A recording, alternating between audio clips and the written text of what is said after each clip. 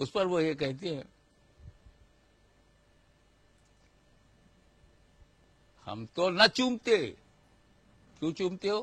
کیا کریں، اللہ کے نبی نے چوما ہے اس لیے ہم چومتے ہیں. یہ نادانی سے فاروق اعظم کی بات ہی نہیں سمجھے. آدھا لیا آدھا چھوڑ دیا، پورے واقعے کا دوسرا چیپٹر بتاتے ہی نہیں. پورا واقعہ یوں تھا فاروق اعظم کا کہ جب وہ حجر اسود کے سامنے پہنچے تو فرمایا حجر اسود میں جانتا ہوں تو نہ نفع پہنچاتا ہے نہ نقصان، مگر اس لیے میں تمہیں چوم رہا ہوں کہ میرے نبی نے چوما. یہ آدھی بات لے کے یہ چل رہے ہیں کہ نبی نے چوما اس لیے ہم چومتے ہیں. یہ تو بتاؤ نبی نے کیوں چوما؟ ہمارے چومنے کی وجہ نبی کا چومنا ہے. ارے ہم اس لیے چومتے ہیں کہ نبی نے بوسا لیا. نبی نے کیوں بوسا لیا، اس کی وجہ کیا ہے؟ وہ نہیں بتائیں گے. جیسے ہی حضرت عمر فاروق رضی اللہ تعالیٰ عنہ نے فرمایا کہ نہ تو نفع پہنچاتا نہ نقصان، اس لیے چومتا ہوں کہ نبی نے چوما، وہیں پر مولا علی مشکل کشا کھڑے ہیں. سبحان اللہ. باب العلم کھل گیا، علم کا دروازہ کھل گیا اور کہا یا امیر المومنین، یہ حجر اسود نفع بھی پہنچاتا ہے نقصان بھی. پلٹ گئے فاروق اعظم. بھروسے والے نے کہا ہے، اللہ اللہ اللہ اس زبان سے الفاظ نکلی ہے جس زبان پر مصطفیٰ بولتے ہیں. اللہ اللہ. انا مدینۃ العلم ولی بابا. کیسے؟ تو حضرت علی نے راز کھول دیا کہ یہ حجر اسود میدان محشر میں مومن کے ایمان کی گواہی دے گا اور کافر کے کفر کی گواہی دے گا. تو جب مومن کے ایمان کی گواہی دے گا تو مومن کو فائدہ پہنچے گا، کافر کے کفر کی گواہی دے گا کافر کو نقصان پہنچے گا. تو نفع نقصان دونوں پہنچتا ہے کہ نہیں؟ اس پورے واقعے کو صحیح بخاری کی شرح فتح الباری کے مقدمے میں مولانا عبدالحی لکھنوی نے یہ پورا واقعہ بیان کیا جو میں نے آپ کے سامنے رکھا.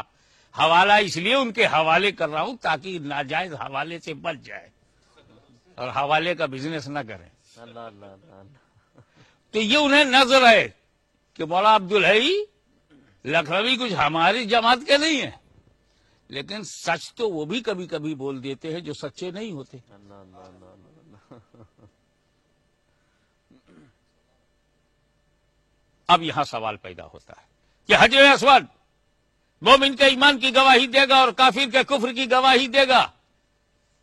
یہ زبان مرتضیٰ کا اعلان ہے، یہ حجر اسود کے اسٹیٹس کا بیان ہے. یہ محشر میں بیکار نہیں رہے گا، گواہی دے گا مومن کے ایمان کی اور کافر کے کفر کی. سوال یہ پیدا ہوتا ہے کہ جب کعبے میں کافروں کا داخلہ ہی بند ہے، دخول ہی ممنوع ہے، entry of the disbelievers and مشرک worshipper of idols can't enter into حرم پروہیبیٹڈ اسٹرکٹلی. بورڈ لگا ہے ممنوع ہے داخلہ کفار و مشرکین. تو جب کافر و مشرک داخل ہی نہیں ہوگا تو یہ کس کے کفر کی گواہی دے گا؟ اللہ اللہ اللہ اللہ اللہ.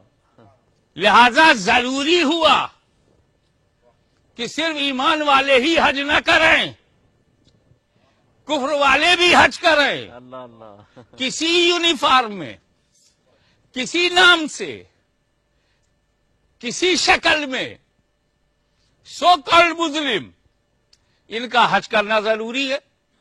اب جب صحیح العقیدہ عاشق رسول حجر اسود کے سامنے پہنچا، اب وہ ایمان کی گواہی دے گا، اور جب یہ دہشت گرد پہنچے تو ان کے کفر کی گواہی دے گا. اللہ اللہ اللہ اللہ اللہ. اللہ یا رسول اللہ یا علی. زندہ اب سمجھ میں آ گیا کہ حج کرنے والے صرف مومن ہی نہیں ہوتے تو کیوں ایسا ہے؟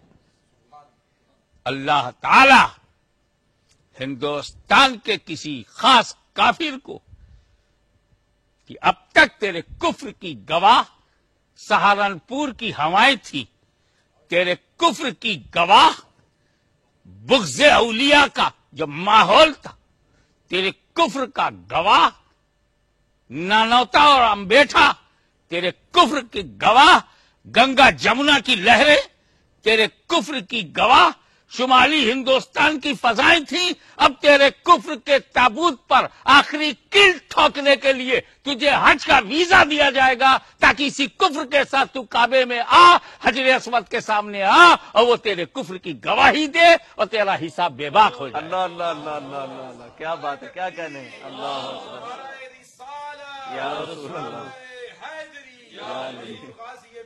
زندہ اس لیے حج کے لیے ضروری ہے کہ سب سے پہلے برطانیہ سے اگر آپ حج کرنے جا رہے ہیں تو برطانیہ میں اپنا ایمان مکمل کر کے جائیں. اللہ اللہ اللہ اللہ. اگر آپ ہندوستان، پاکستان، بنگلہ دیش سے حج کرنے جا رہے ہیں تو وہاں اپنا ایمان پہلے کریں، کیونکہ حج بعد میں ہوگا، گواہ پہلے بن جائے گا. اللہ اللہ اللہ اللہ اللہ، کیا بات ہے، کیا بات ہے. ہم اس لیے چومتے ہیں کہ نبی نے چوما. آئی کس حجر اسود بیکاز آف پروفیٹ کس حجر اسود, so I am kissing حجر اسود. If this is your reason, to tell me why holy prophet kissed. What is reason of his kissing? انہوں نے کیوں چوما؟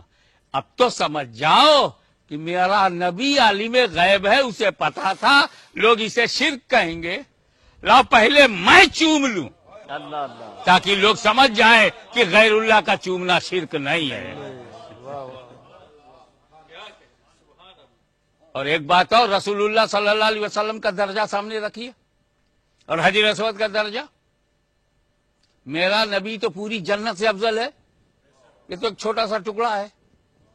میرا نبی تو پوری جنت سے افضل ہے, یہ تو جنت کا تھوڑا سا ٹکڑا ہے. تو رسول ہے افضل, حجر اسود افضل, رسول ہے سپیریئر, حجر اسود انفیریئر. رسول بڑے, یہ چھوٹا. اتنی بھی عقل ان کے پاس نہیں ہے کہ وہ بڑے ہو کر چھوٹے کو چومے, یہ چھوٹے ہو کر بڑے کو نہ چومے.